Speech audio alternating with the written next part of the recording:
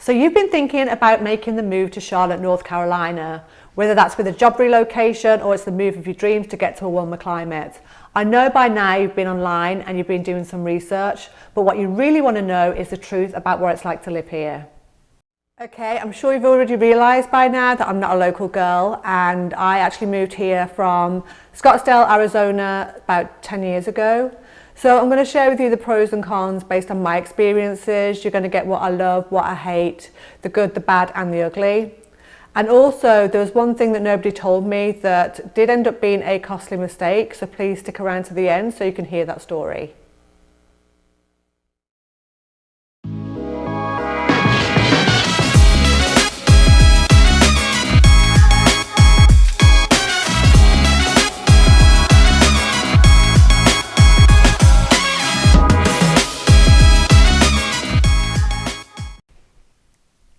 Hello, I'm Emma Swindells with Your Move Group based here in Charlotte, North Carolina.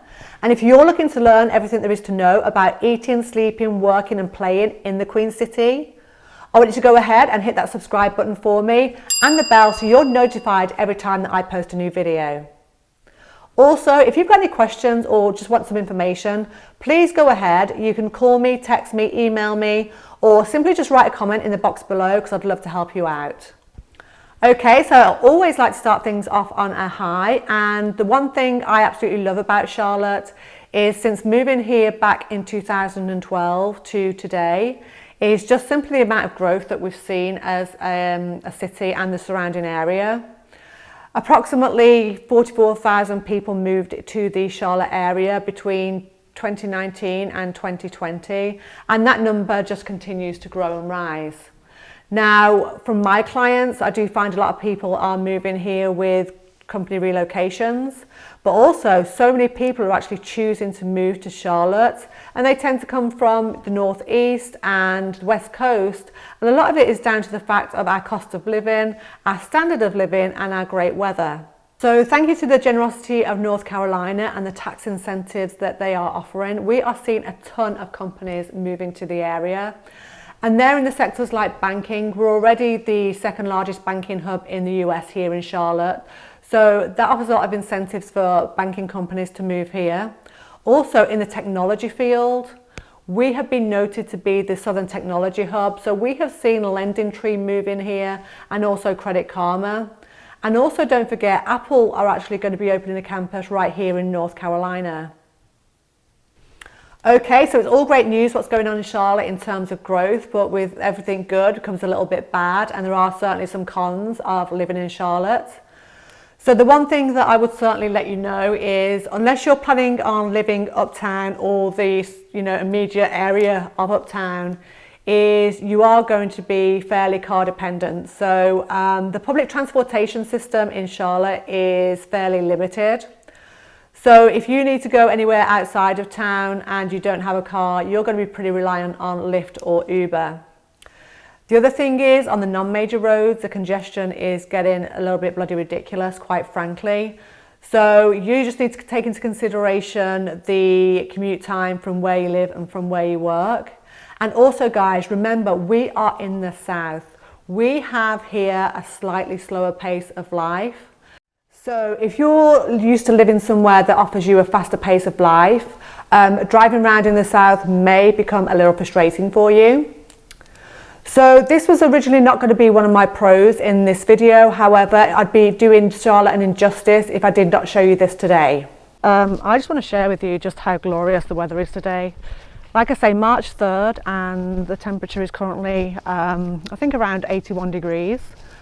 So we've been coming out of January, February, which are definitely the worst months here in terms of weather for, the Charlotte area.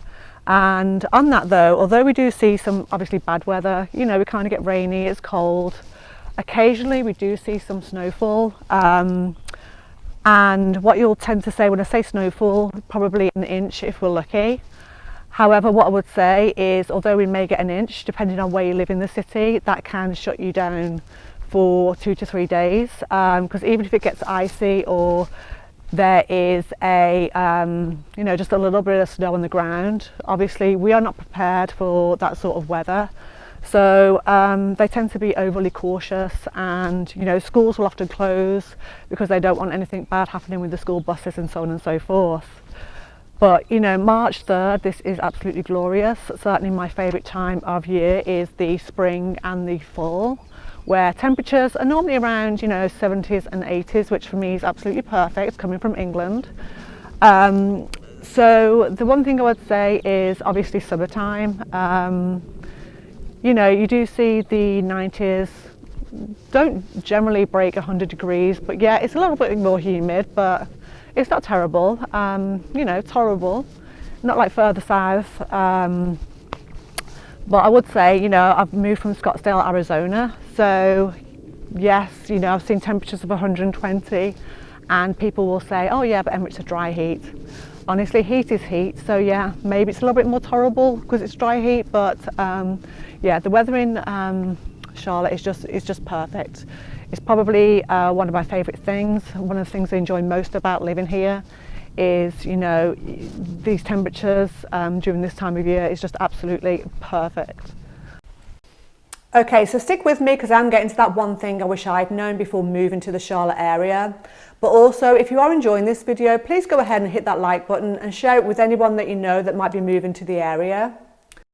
So I want to talk to you about something that was very important to me having kiddos, and that is that Charlotte and the surrounding area does have some fantastic public schools. However, if you are looking to move to a neighbourhood or an area basically for the schools, there's something that you do need to be aware of. I'm helping a lot of families where, you know, the school is the number one thing on their wish list naturally. So what we're finding is that in Charlotte and the surrounding area, they are building a lot of new neighbourhoods where the people are coming in, however, they are not building new public schools. So what this is leading to in those schools is a lot of overcrowding and also reassignment. Now, what I mean by reassignment is you might choose a certain neighbourhood because it is basically zoned for a certain school, and that certain school on Great Schools, which is a fantastic resource and website if you're looking for school ratings, and the information for that is in the information below. But say it's, you know, a 10 out of 10 and you move into that house. What some people did find, I was fortunate not to experience this, but the following year they were actually reschooled to a different, rezoned to a different school, which had a Great School rating of 6 out of 10. Obviously, there are a lot of things you need to consider about that. Obviously, it's very disruptive to the child if they do get rezoned. They used to go into one school with one set of friends, and then they find, you know, they're going to be moving to another school. And the next thing is also obviously property prices. You know, people are fueled and do go to a certain area because of the school that it feeds into. So it can have an impact on property prices. So again, just a few things you do need to consider when moving to Charlotte. Okay, at the start of this video, I did promise that I would give you the good, the bad and the ugly. And basically, here is my ugly. Here is the one thing I wish I'd known. And basically, I'm a bit bitter based on my experience moving here, and there is a video to that full story above. But the one thing that I want you to know is if you're moving here is basically Charlotte and the surrounding area does have a lot of power lines. And they have a lot of power lines that tend to run through a lot of neighbourhoods. And I'm talking even the more upscale neighbourhoods where, you know, you are paying anywhere between $800 and $1 million for a home. They will build the neighbourhoods under the power lines and the amenities under the power lines. So again, you just need to be cautious of that, because what I find, you'll see these homes on Zillow and they look fantastic, and they will actually Photoshop out the power lines or take a picture of the house in a position whereby, you know, you can't see the power lines. So I do want you to be cautious and just take that into consideration. Also, you know, we do have two Great Lakes here. We have Lake Norman and also Lake Wylie. Both of those lakes do have nuclear power stations on them. So again, Great Lakes, but do be aware that surrounding those lakes there are a lot of power lines. So again, it's just my one thing, my one pet peeve. It does not bother some people, but for me it is an issue. I do not want to live near power lines. I do feel that, you know, it is mixed. Some people don't care, some people do, but for me it's something that I just cannot bear to live with. So I hope you've enjoyed this video. If you do want any further information, I can answer any questions, then please contact me on my information. I'll be more than happy to help you so you don't make the same mistakes that I did.